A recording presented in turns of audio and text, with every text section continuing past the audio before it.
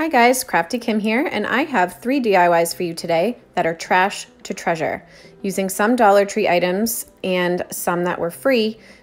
This is a challenge for Trash to Treasure hosted by Casey from Coffee with My Sunshine, and co-host this time is Heidi with Heidi Sonbul DIY. I love doing these Trash to Treasure DIYs, and I hope you guys enjoy the video.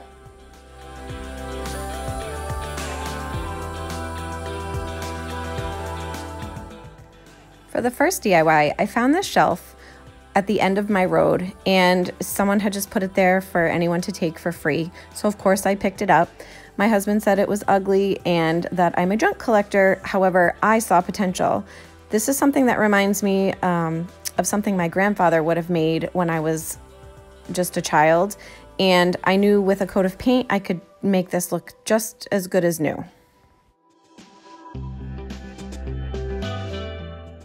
The first thing I did was just give it a good sanding, and then with my Rust-Oleum aged gray chalk paint spray paint, I gave it 2 coats of paint. Once the paint was completely dry, I took some sandpaper and sanded down the entire piece, mostly on the edges, and I just love how this gives it kind of an antique look. I really like the color and how this turned out, and my husband even likes it now.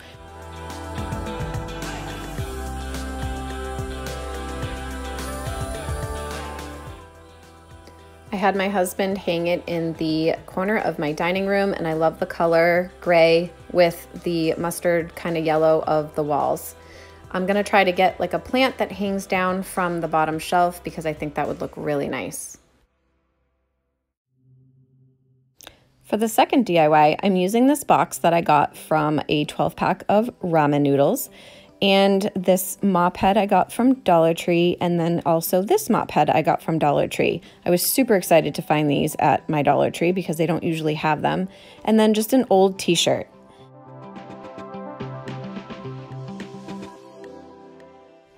And using my new rotary cutter, I cut the sleeves of the t-shirt off.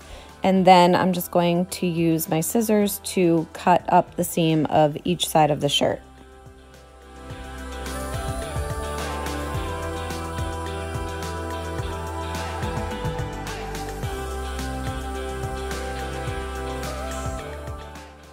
Then just cutting it apart at the collar to make 2 separate pieces. I'm gonna hot glue both pieces together so that I have one big piece of fabric. And after doing this, I realized I should have just left one of the seams alone and I would have had the same effect.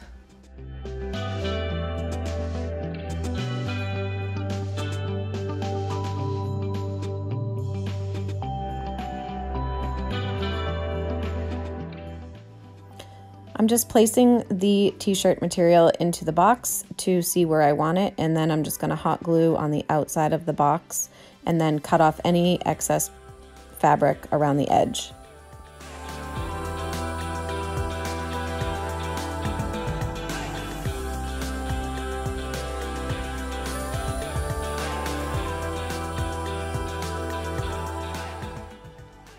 So just separating the pieces to either side of the mop head, it will show you the center, and then just take some wire cutters to cut one side. I'd like to thank She's So Crafty for showing how to do this in one of her videos, and I will link that video in the description box below.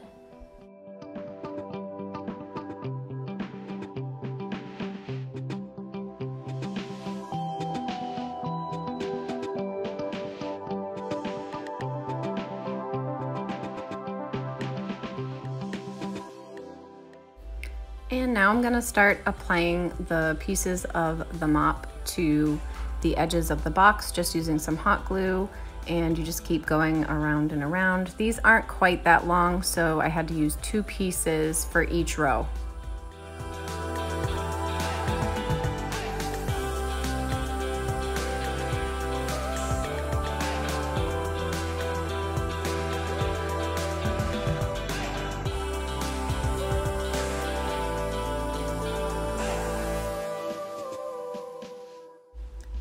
When you make it to the end, just snip off the excess and use your hot glue to pat it down, and it actually holds really nicely.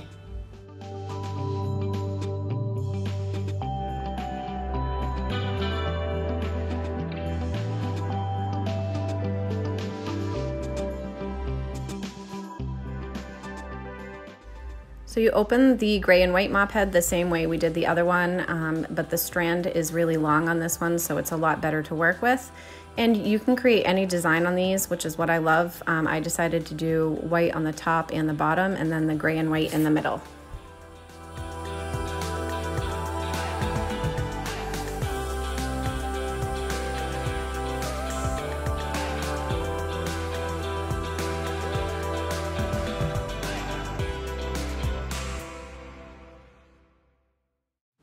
So as you can see, I started with 4 strands of the white on the top, and I tried to do 4 on the bottom, but you could still see some of the box. So I'm just kind of filling it in, and I end up doing a whole 5th round on the bottom.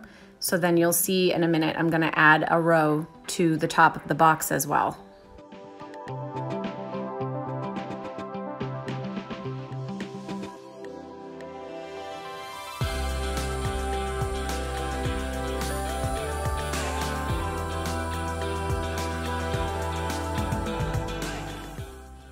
And here it is all finished. It's the perfect size to fit a box of tissues, or you could put it on the back of your toilet for some toilet paper and some bathroom spray. My husband's in the process of redoing our laundry room, and the theme is kind of gray and white, so it'll be perfect. I think I'm actually gonna use it to hold my dryer sheets.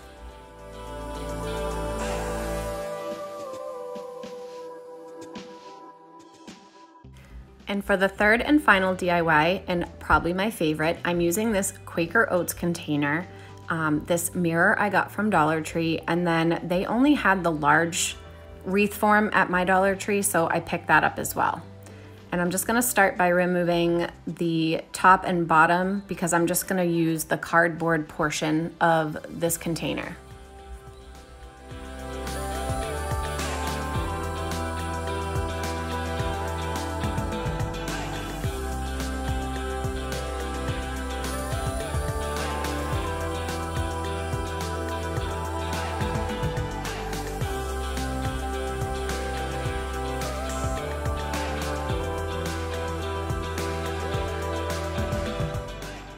So I'm just cutting this in half and opening it up. And the little circle piece that was on the bottom of this, I drew out my template and I cut that out and used it as a stencil to draw out all of my other shapes. And I'm just kind of bending this back so it becomes a flat piece of cardboard. And you're going to use 12 pieces in the kind of the shape of a blade, because we're going to be using this as a windmill.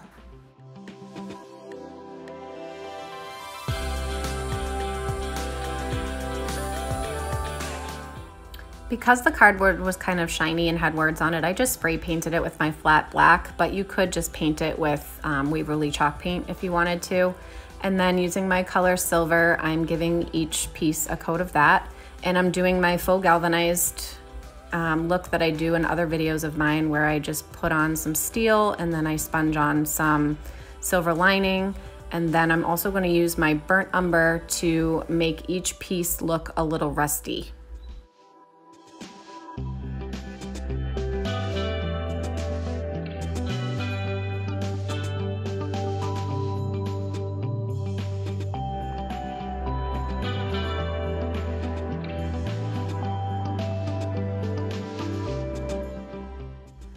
It would be easier to use a regular wreath form from Dollar Tree for this, because you could use the outer ring and not have to cut it, but they only had the large one, like I said, so I'm just gonna use this inner ring from the wreath form, and I do end up having to cut a little section out.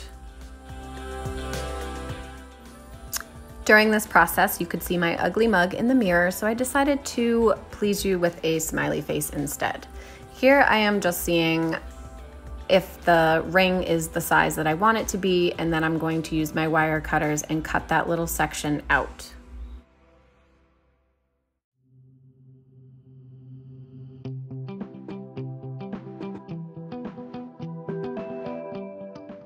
Now that I got it the size that I wanted, I'm gonna work on the mirror, and I just take the backing out and the mirror out, and I'm just gonna do the same faux galvanized look to the mirror as I did with the cardboard pieces.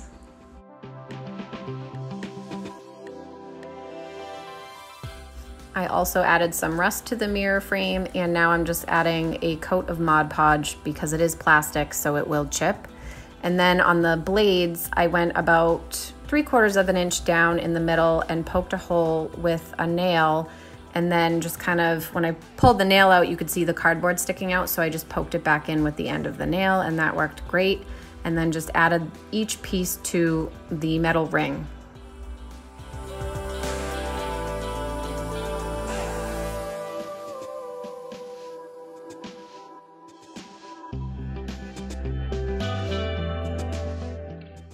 I added a little drop of E6000 to the end of the ring and then some hot glue and held it together until the hot glue dried. And then I end up taking a piece of twine and then hot gluing that around it to really secure it. And I used one of the blades to hide the twine behind it.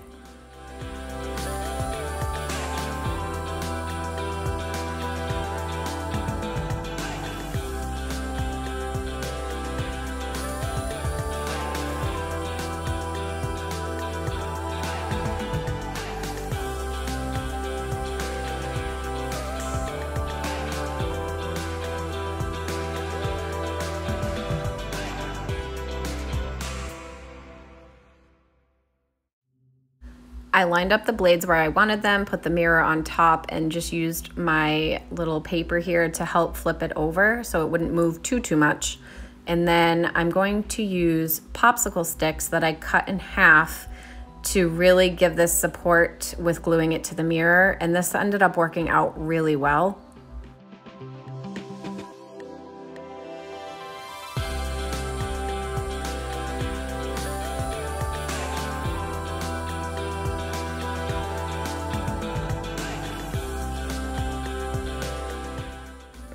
Then for even more security, I took a piece of cardboard and cut it into a circle and just added some hot glue and put that over the popsicle sticks. And then I'm going to add a jute twine hanger, also using hot glue.